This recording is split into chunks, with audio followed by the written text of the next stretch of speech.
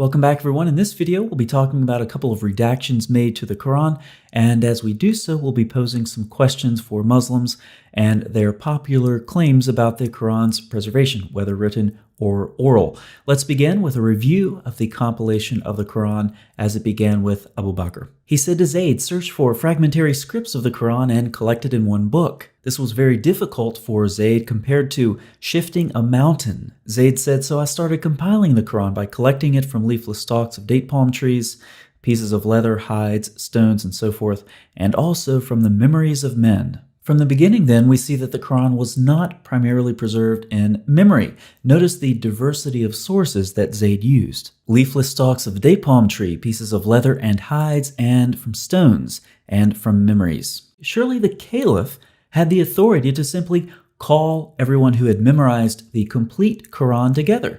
Just sit them down at a table, and as they recite, have Zayd record their words. But this isn't what happened. The Quran was in fragmentary form, explaining in part the difficulty of Zayd's task. Nevertheless, he finished his work, and the manuscripts of the Quran remained with Abu Bakr, and then Umar, and then Hafsa. Now let's fast forward to Uthman. Problems arose because of differences in the recitation of the Quran, so Uthman sent a message to Hafsa asking for the manuscripts that he would compile in perfect copies and then return them. He called on Zayd once again. In the case of any disagreements, it was to be written in the dialect of the Quraysh. When this was complete, Uthman sent his copies out to various provinces and ordered that all the other Quranic materials, whether written in fragmentary manuscripts or whole copies, be burnt. Now you would think Zayd would say something like, "I've already done this, why am I doing it again?" But he doesn't seem to object. But notice the concern. It's with differences in the recitation of the Quran. So what is Uthman's solution? To compile the Quranic materials in perfect copies and then burn his source material. So the variations in these manuscripts are causing problems for the early Muslims. But this raises an interesting question. What did Uthman do with his source material? He burned it. But if the Quran was preserved in memory, as many Muslims claim today, why didn't Uthman account for this fact? If the memorization of the Quran was so dominant, destroying manuscripts would not accomplish Uthman's goal of eliminating variant readings. Now, what kind of changes did Uthman make during his recension? Well, of course, it's difficult to tell when you burn your source material, but we do have some reports about some problems with Uthman's recension. Numerous tafsir and other sources describe the 200 verses that were once in Surah 33. But when Uthman wrote out the codices, he was unable to procure more of it than there is today. And interestingly, according to Ubay ibn Ka'b, during the lifetime of Muhammad, Surah 33 had 286 verses. Notice these were recited in the lifetime of Muhammad and then lost after.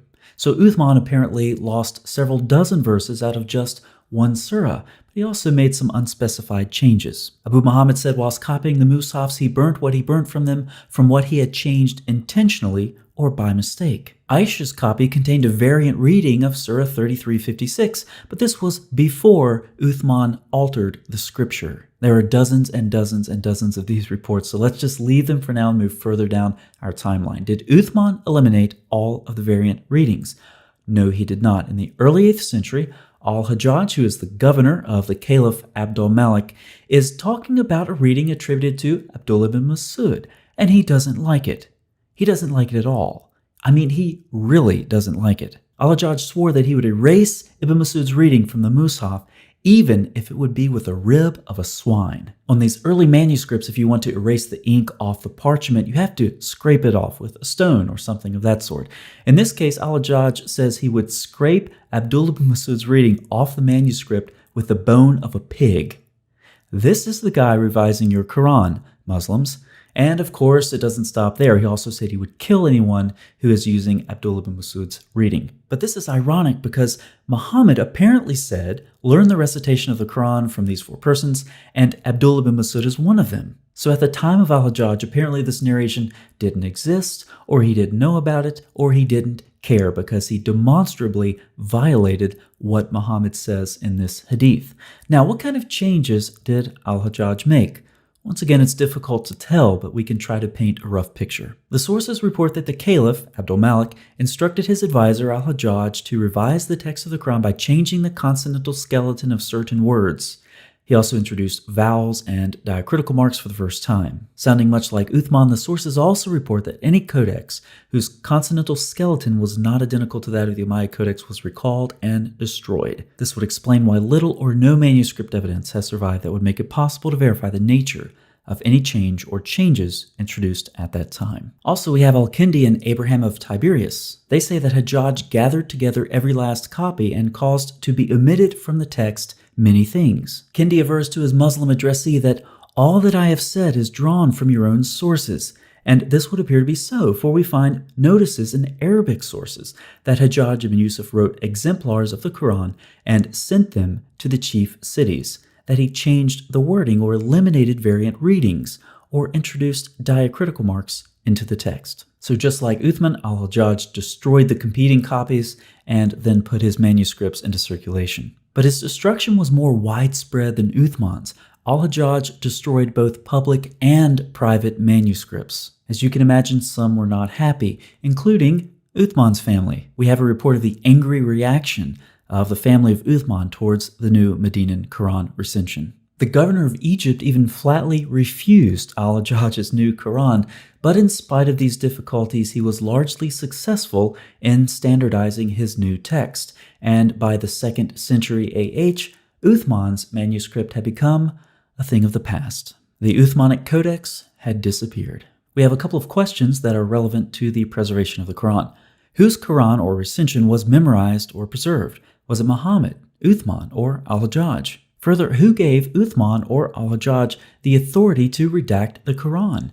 These are important questions that Muslims who want to claim the Quran has been preserved need to answer. Let's put this another way. On your screen, you have a timeline with dates for the various Qurans and or recensions. Now, our timeline begins with Muhammad's death at 632, but there's very good reason for thinking that Muhammad was alive several years later. We have about 11 sources from the 7th and 8th century that indicate this. But we'll start with 632, so let's just go with that. Now let's ask some questions. Which Quran has been preserved along this timeline? If it's the one from Muhammad in 632, then why was Zayd's collection needed? And why was it so difficult to collect the Quran? Why did he need to collect it from so many different fragmented sources? How do we know Abu Bakr's Quran was reliable at all? Moving on to Uthman around 650, why was Uthman's standardization needed? Why repeat Abu Bakr's work done just over 15 years earlier?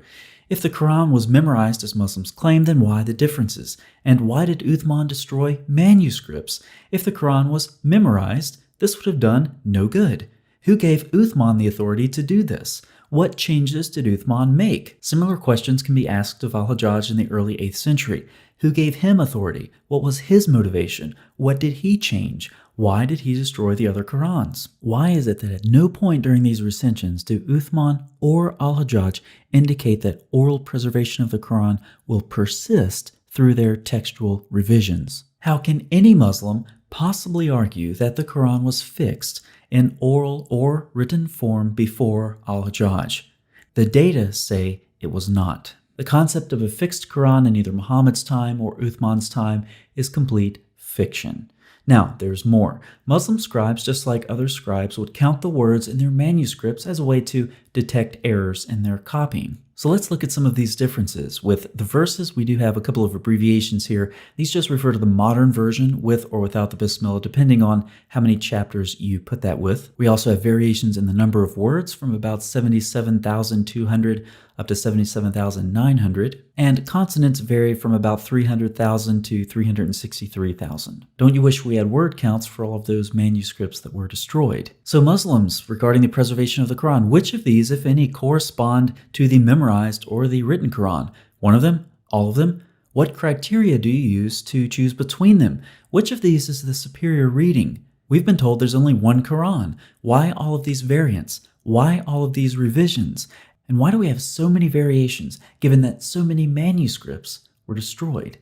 Based on the evidence presented in this video, I draw numerous conclusions. I'll share 3 of them with you. Any theory of miraculous or perfect preservation of the Quran is complete nonsense. 2, given the destruction of Uthman and al-Hajjaj, it is impossible to know the original Quranic readings. And 3, the Quran could not have reached a stable form before the early 8th century AD. Muslims, if you want to object to this video, begin your comment by saying, I watched the entire video. And if you don't do that, I'll know that you didn't watch the video, and in typical Muslim fashion, you're trying to comment anyway. So let's see how many Muslims don't do this, and how many Muslims we can amaze with our psychic knowledge that they're trying to comment without watching the video. For the rest of you, thank you so much for watching. I'll see you next time.